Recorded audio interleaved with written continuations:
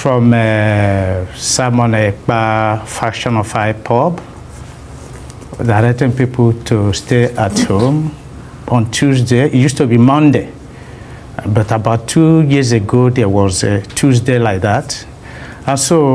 And people didn't come out. I asked why. Why that order was issued, various state governments issued a counter one that people should ignore that. Surprisingly, people obeyed and stayed at home. I called some people around 4 p.m. this afternoon, and they told me they had not even opened their gates, young men, because of this. And I asked them why. I said, well, it's true that the state governments, Southeast state governments, Enugu, Anambra, that they assure people that nothing will happen, but that there were no concrete arrangements. Basically, people don't trust the government to protect the people. Right, they don't trust. All right, so Professor Charles Nwekema was on Arise TV earlier this morning, and they were asking him some questions about what the things that are happening in the southern east of Nigeria. And then, you know, he answered. He answered well, oh, yes, he answered very well. But there's one question that they asked him that he was just like looking. The man asked him, now, it seems that the struggle has been divided because some people are for Nnamdi Kanu, while some people are for Simon Ekpa. So now, if the government decides to call for peace talk, who will they call? That question, hey, God. Anyway, I will allow you to watch the video and hear what the man answered. Hear what the man answered. But honestly, this man that asked this question, it no go better for him. First of all, the struggle is not divided. Please know that the struggle is not divided. Simon Ekpa is under Nnamdi Kanu. No doubt about that. That is why he always called himself a disciple of Mazi Nnamdi Kanu. A disciple cannot be greater than, you know, his master. So he's still under him. However, the struggle, you know, continues harder and harder and harder on the person that is available, all right, to carry the mantle. So right now, since Nnamdi Kanu is not available, Simon Ekpa has carried the mantle and is pushing on with the mountain. So the struggle is not divided. All right. I know for sure that it is the will of Simon Ekpa for Nnamdi Kanu to be released. I know it is his will. So please, I will allow you to watch what this man answered. But honestly speaking, this man, when they ask this question, it will go better for him. Please watch it. As you're watching it, don't forget to subscribe to this channel and turn on your notification button so that you get notified anytime I drop a video. Okay? Again. Thank you so much. Thank you for coming in. Thank you for the wonderful opportunity you have had me. This sit-at-home issue has become something of a never-ending story, hasn't it? It's on again, off again, and now it's on again. What's the story behind this latest order as you understand it? Well, it has taken a dangerous dimension, the sit-at-home and general insecurity in the southeast. And Igbo Elders Consultative Forum has repeatedly made some, you know, try to talk with the people, try to do a number of things. Well, let's take it step by step. Yes. This latest order, yes, that was ostensibly put in place for Monday and Tuesday. Yes. What do you understand about how it came to be? Well, I understand that for a number of people I talked to, they said that there was a directive from Simon Ekpa faction of IPOB directing people to stay at home on Tuesday. It used to be Monday, but about 2 years ago, there was a Tuesday like that. And people didn't come out. I asked why. Why that order was issued, various state governments issued a counter one that people should ignore that. Surprisingly, people obeyed and stayed at home. Now, in case you don't know, a news came around last week that there will be sit at home on Monday and Tuesday this week. So when the governor Soludo had it, he came and said, don't sit at home, oh, make sure you come out. If you don't come out, I will lock your shop. You know, he gave some order and, you know, tell them I will provide security for you. Security are available. And I'm on inspection to be sure that your shops are all open. Every Monday, every shop must be open. On Mondays, in the main market must be open. I came to see how it is going. We are bringing security to make sure that everybody has adequate security. It's every Monday. Ndị kwesịrị ibi ịzụ afịa on Monday jebe ebe ọzọ. Oge na na-asọ nwa ozugbo ife anyị na-eme. Onye ka ị na-asala aka na nwa ife ị na-eme mana ọ gị mechiri ya na ọ gị kọsụrụ ya. This is unacceptable. I'll be here again every Monday. We'll be back here. Anytime, any shop that is not open will be sealed and will never be open again for that week. Even at the point, if you are not open, we'll seal you for 1 month. You won't open. Posit is ready to open. Posit is ready to open. You open from Monday. Monday through to Saturday. All the shops, if you want to trade around here, all the shops must be open Monday to Saturday. My dear, Monday, Tuesday, nobody open shop. Nobody open shop. So that is just the latest one that happened this week. Just Monday and Tuesday this week. Monday and Tuesday this week. That was what happened. So keep watching. I called some people around 4 p.m. this afternoon, and they told me they had not even opened their gates, young men, because of this. And I asked them why. I said, well, it's true that the state governments, Southeast state governments, Enugu, Anambra, that they assure people that nothing will happen, but that there were no concrete arrangements. Basically, people don't trust the government to protect the people. Right, they don't trust the government. Yes, the people don't trust the government again. Can you trust the people that is killing you? Can you trust them? These people they don't meant well for us, so we cannot and never trust them. Just about 1 month ago, a woman was, had issue at the airport, Nigerian airport, and then the woman was making a video and was calling a very dark man to come and help her. Very dark man! Nigeria, look at what they do to us in the airport! Monitala Mohammed airport! Look at what they are doing to us in Monitala Mohammed airport! We will come back as a passenger. They will say we pay the 5,000 naira per bag. We are not we are passengers. We are passengers. They say we pay the 5,000 naira per bag. On her norm, is she supposed to be calling on very dark man? No, she's supposed to be calling on government to come and help her. You don't understand, but she was calling on very dark man, meaning that there is no hope and no future, or there is no trust with the government. So that tells you all you need to know about Nigerian government, that the people has lost hope in them. Let's continue. That they've lost confidence in government. They don't believe that government will do anything. And surprisingly, if you go to the southeast, every 500 kilometers, you see military and police checkpoints. But on Monday... You mean every 500 meters, not kilometers? Sorry, every 500 meters. Right. Please, thank you. Half a kilometer, you see police and military checkpoints. Oh, that one. Every 200 meters, you will see a policeman. You will see police checkpoint. Every 200 meters, just like 100 steps, you will see a checkpoint. I don't know waiting they send them go southeast. Every 100, 200 meters, you see a checkpoint. Waiting happen.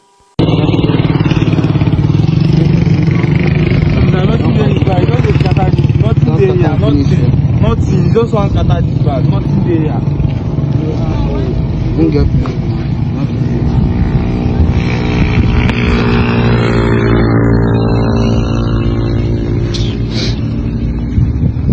Who get this bag?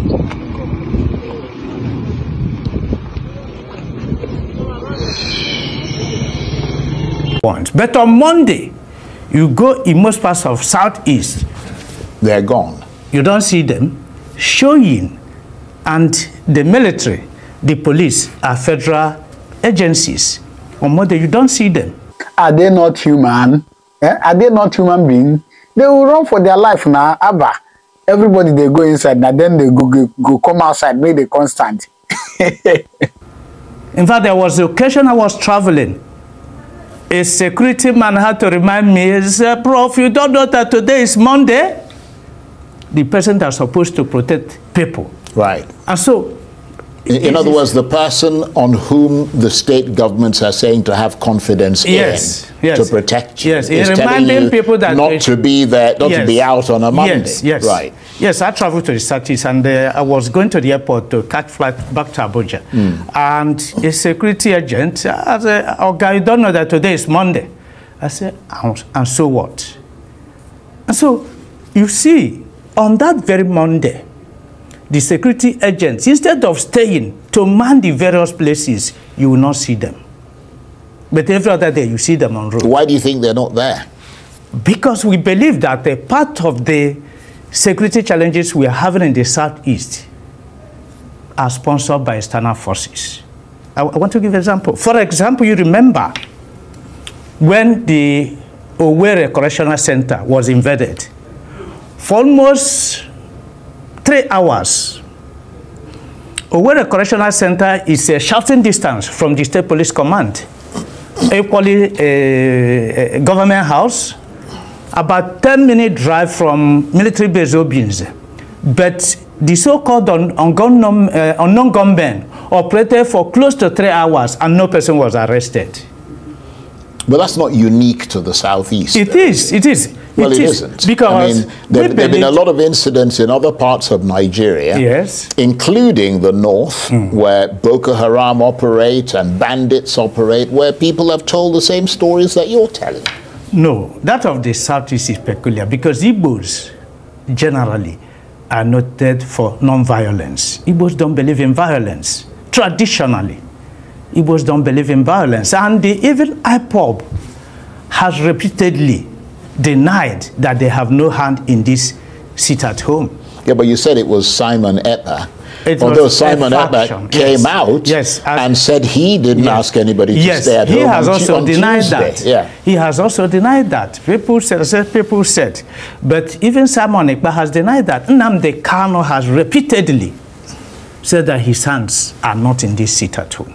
His colleagues in IPOB have also repeatedly come out and said this. And we put it back to federal government to arrest the perpetrators of this insecurity in the Southeast. Right, and you think that that is why it persists? Because I mean, it would be like shooting yourself in the foot, because the government needs economic activity in every part of the country in order for the country to grow. So if you're penalizing particularly a particularly commercial part of the country, then you're shooting everybody else across Nigeria. So it doesn't really make sense, does it? No. You see that the Southeast generally is not there for business. Our people are business oriented. This sit at home has adverse effect on commercial activities. Well, obviously, that's fairly obvious. And we are not comfortable with this situation. Well, let me ask you this. I mean, how much has this persistence of insecurity in the Southeast got to do with the continued incarceration of the IPOB leader, Nnamdi Kanu? You mentioned him a minute ago. Our leaders, Chief Emmanuel Iwuanyanwu, in fact, it was the last official assignment he had before he died, visiting Nnamdi Kanu at the DSS facility. Chief Dr. Okpadike, the former governor of Anambra State. Then the other one, all of them in unity believe, the Igbo elders in unity believe that the release of Nnamdi Kanu is central to peace process in the South. Now you are talking, yes. Yeah, but you just said a minute ago that Nnamdi Kanu said his hand is not in so obviously someone is doing it. So why would his release have any effect on that? Some people are using him as an excuse to perpetrate violence in the Southeast. Right. People use his name as an excuse to perpetrate violence. And we have repeatedly asked Mr. President to kindly release Mr. Nnamdi Kanu. Even at worst, grant him executive bail, grant him bail. Let him come from home. Let's see now who we had under Nnamdi Kanu to perpetrate violence in the Southeast. Right. I'm going to come back to that issue of how the problem can be solved. But you mentioned the fact that this has crippled or at least deeply affected economic activities in the Southeast. Just help us quantify, as far as you can, the economic losses that have been incurred in the Southeast as a result of things like this sit-at-home problem and the overall insurgency. The losses run into billions of naira. For example, if you go to Aba, for example, I called some people in Aba where you have a number of SMEs operating. They told me there is an employer, I know he has about 1,500 workers. He told me that he had been at home since yesterday. Many of them. And this is not just the things that you have youth that are now roaming. I don't mind. It's devil's workshop. But that's across Nigeria. Yes, I don't mind. It's devil's workshop. You can see that if this crisis in the Southeast, if this insecurity persists, time will come when many people, in fact, it will aggravate the unemployment situation. Because if you're an employer, 7 days of the week, you go only 4 times. Certainly, with time, it will affect your general output. And that means you may downsize. And by the time many SMEs downsize, you can imagine what will happen. So the unemployment market will saturate to the point that greater violence, may visit the Southeast. So how do you think this problem can be solved? Is there a military solution, or is the answer political, or a combination of the two? Yes, a combination of this. Number one, the release of Mr. Nnamdi Kanu is central to peace process. 2, the political leaders of Southeast should do more. They're not doing more, and that's why people have lost confidence in them.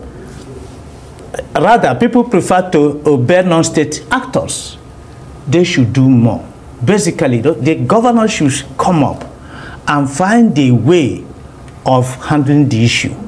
Some of these youths, whether they are Igbos or non-Igbos, create economic activities for them.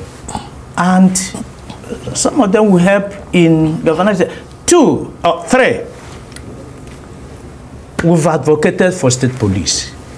That one may be a long-term thing, but we want a situation where the federal agencies should begin to post indigenes to their place.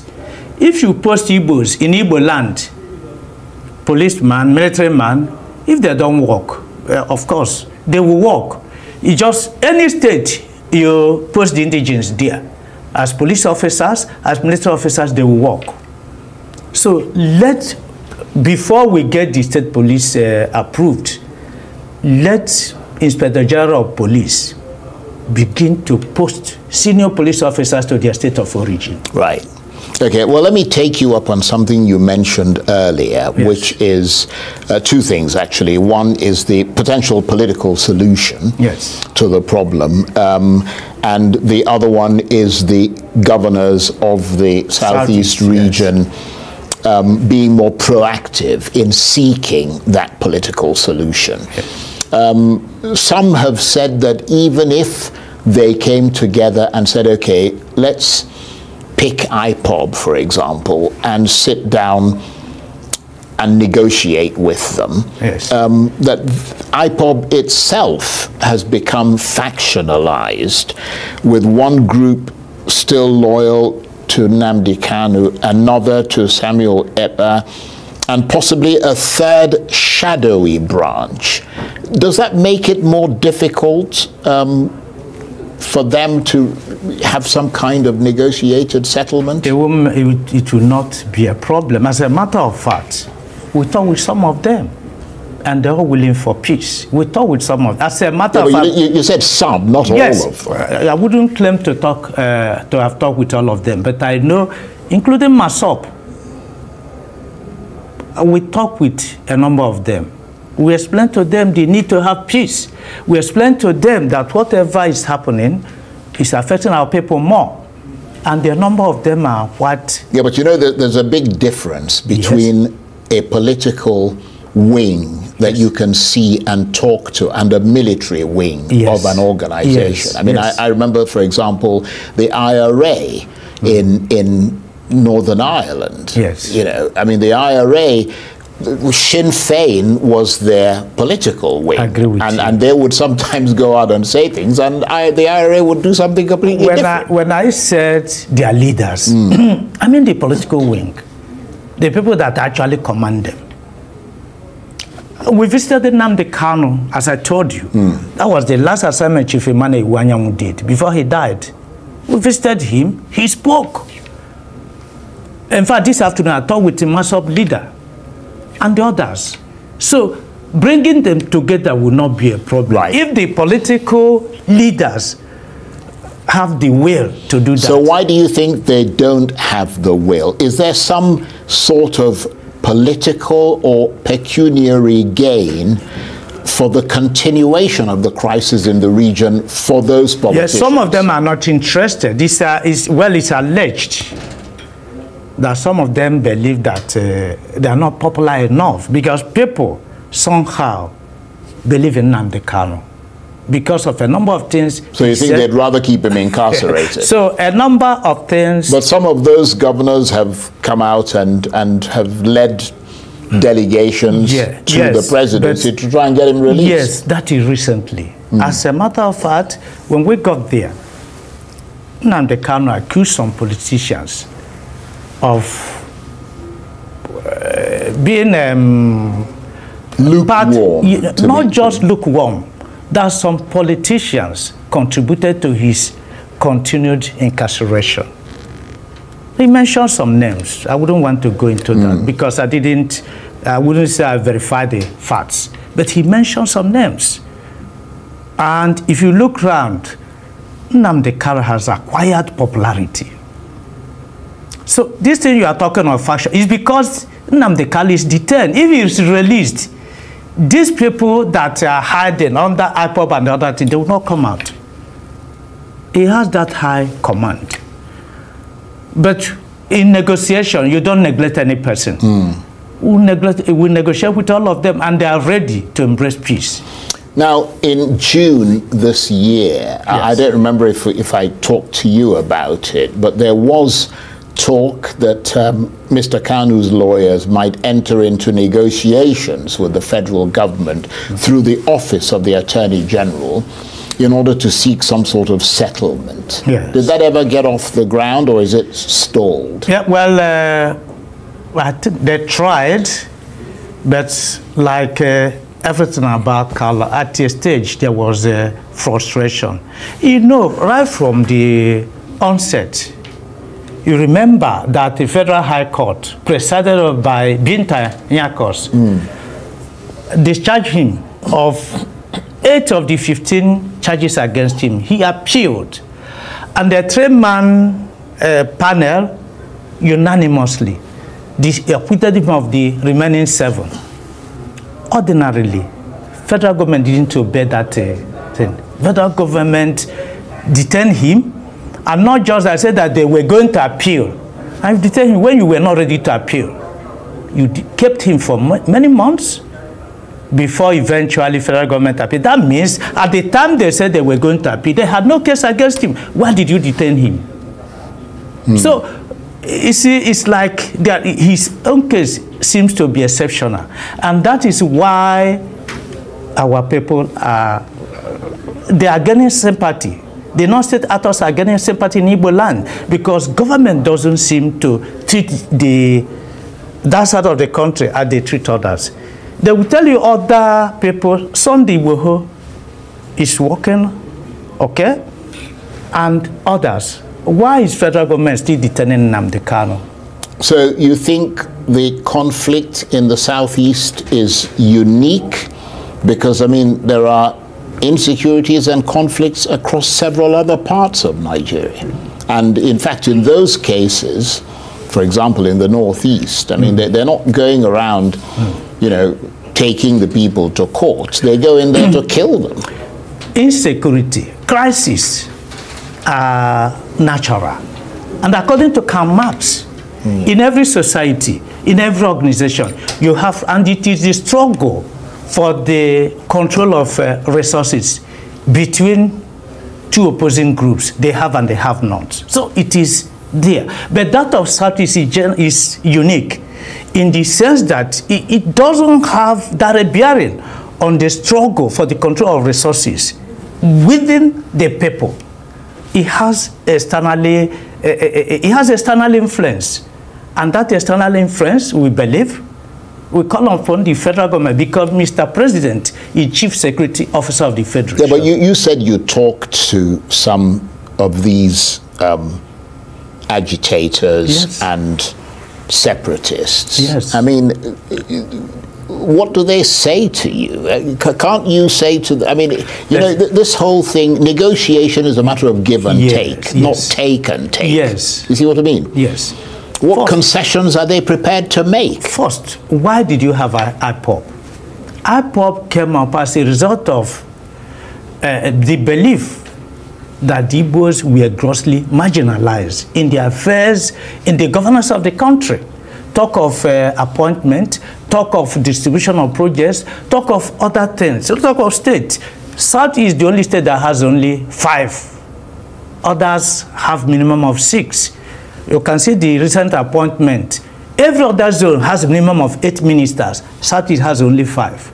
So local government, Kano, Kaduna, and Jigawa, if you put their local government together, it's more than that of Southeast put together. The other day, the governor of Bayelsa was also is not in Southeast. But that of Southeast is aggravated. We have only 15 senators. House of Reps. In fact, Kano alone, the number of House of Reps almost more than. So you're saying that that's the reason IPOB came. It's part of marginalization. The reason. Well, let me ask you this. Marginalization. Yes. I mean, how does it? Even if the points you're making are true, and you know, it's important to emphasize wherever there is injustice, yes, that must be emphasized and spoken about emphatically. Yes. But I don't understand the logic of IPOB inflicting further punishment on that southeast region. I told you that IPOB has come out several times. I said that they but they started the sit-at-home thing. Yeah, they started. They carried out a lot of attacks. Both IPOB, MASOB, they believe in non-violence. I've never seen any of them carrying arms. They believe in non-violence. Yes, they know, they believe that they have a good cause to pursue, but they don't believe that it should be done through violent way. Are you saying that IPOB hasn't carried out violent activities in the southeast? I wouldn't. Which they themselves have admitted that they carried out. No, I wouldn't say that, but IPOB generally, MASOB generally, they believe in non-violence. They believe in non-violence. Igbos believe in non-violence. We don't believe in violence at all. And so, I mean, I don't mean to kind of belabor the point, but, yes, it's important that people who are not from that region, yes, and who have nothing to do with the government, but yes, who just are listening in, yes, understand the context in which you're speaking, yes, as a way of being enlightened further about what is going on there.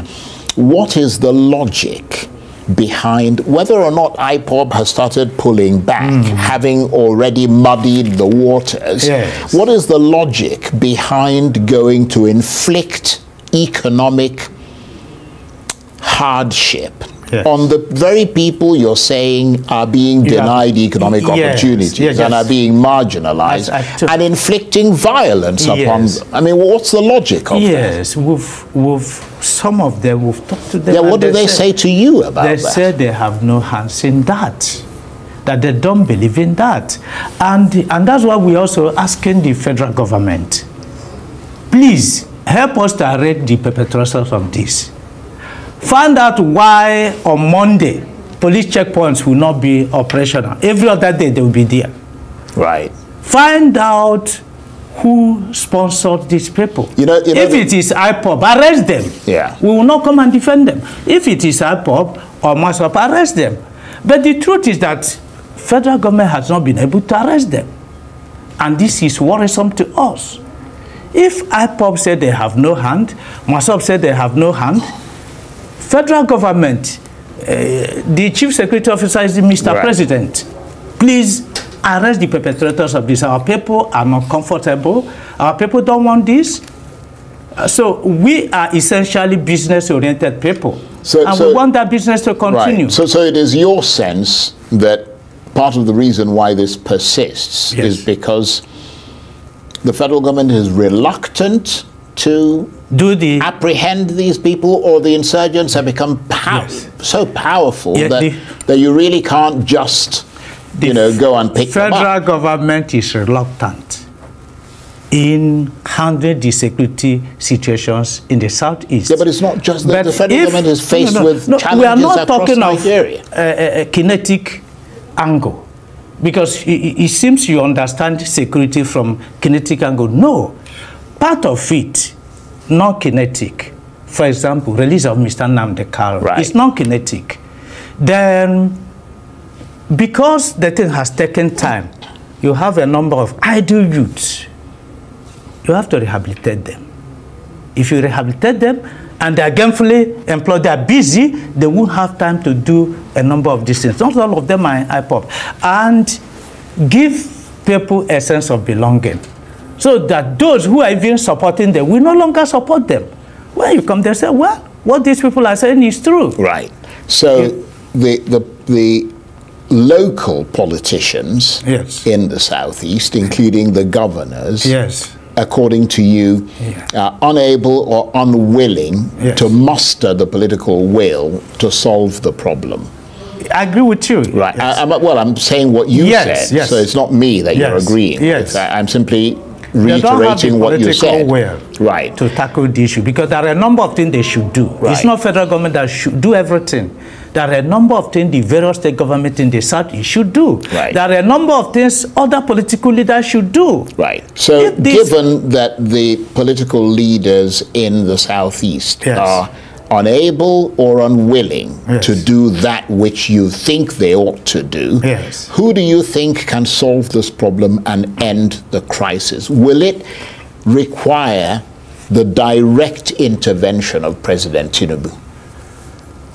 Yes, as I said before, the security challenges in the southeast revolved under the incarceration of Nnamdi Kanu, because a number of non-state actors used him as an excuse to perpetrate violence in the zone.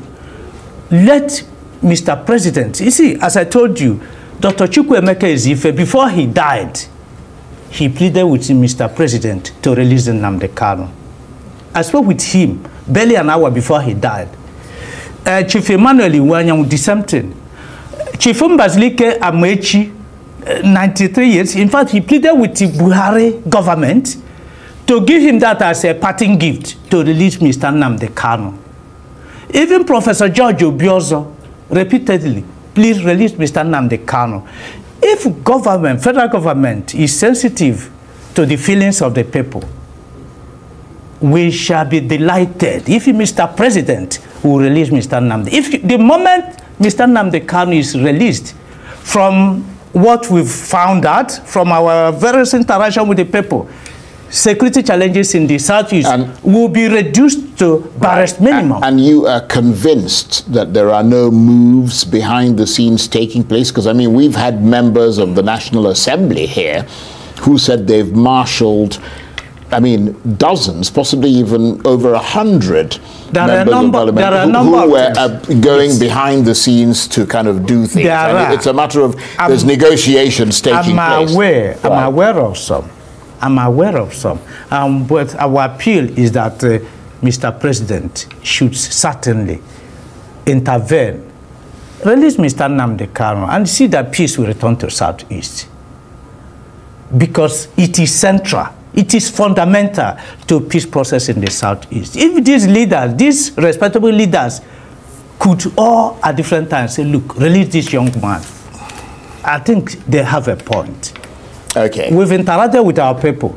The moment Mr. Nnamdi Kanu is released, no person will have any reason again to perpetrate violence in the Southeast. And that's why we are appealing. We are still appealing. Whatever it is, let Mr. Nnamdi Kanu be released. Okay. So that people will no longer perpetrate violence in the South in his name.